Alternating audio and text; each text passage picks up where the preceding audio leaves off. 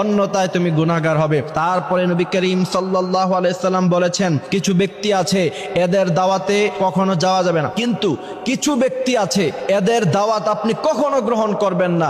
মনে রাখবেন, কিছু কিছু সময় নিজের ব্যক্তিত্ব ধরে রাখা আপনার জন্য অত্যন্ত গুরুত্ব, এবং আপনি যদি মান সম্মান নিয়ে সমাজে বাঁচতে চান, যদি আপনি চান যে আপনার একটা সম্মান থাকুক সমাজের মধ্যে, তাহলে অনেক সময় নিজের ব্যক্তিত্ব ধরে রাখতে হয়। এই প্রথম নাম্বার হচ্ছে যারা খাবার খাওয়ার পরে খোঁটা দেয়। কিছু মানুষ আছে দেখবেন, দাওয়াত দেওয়ার সময় অনেক অনুনয় বিনয় করে আপনাকে দাওয়াত দিবে, তারপরে যখন আপনি তার ঘরে খাবার খাবেন অথবা তার দাওয়াতে অংশগ্রহণ করবেন, পরবর্তীতে আপনাকে খোঁটা দিবে। কিছু বন্ধু বান্ধব এমন আছে, খাবারের সময় খাওয়ায় কিন্তু পরবর্তীতে অনেক খোঁটা দেয়, যা আমি তো তোর আজীবন খাওয়াই আসছি। এই সমস্ত যারা খোঁটা দেয়, নবী করিম সাল্লাল্লাহু আলাইহি সাল্লাম সবচাইতে বেশি তাদেরকে অপছন্দ করেছেন। সুতরাং খাবার খাওয়ানোর পরে খোঁটা যারা দেয়, তাদের দাওয়াতে কখনো অংশগ্রহণ করবেন না। এরা যদি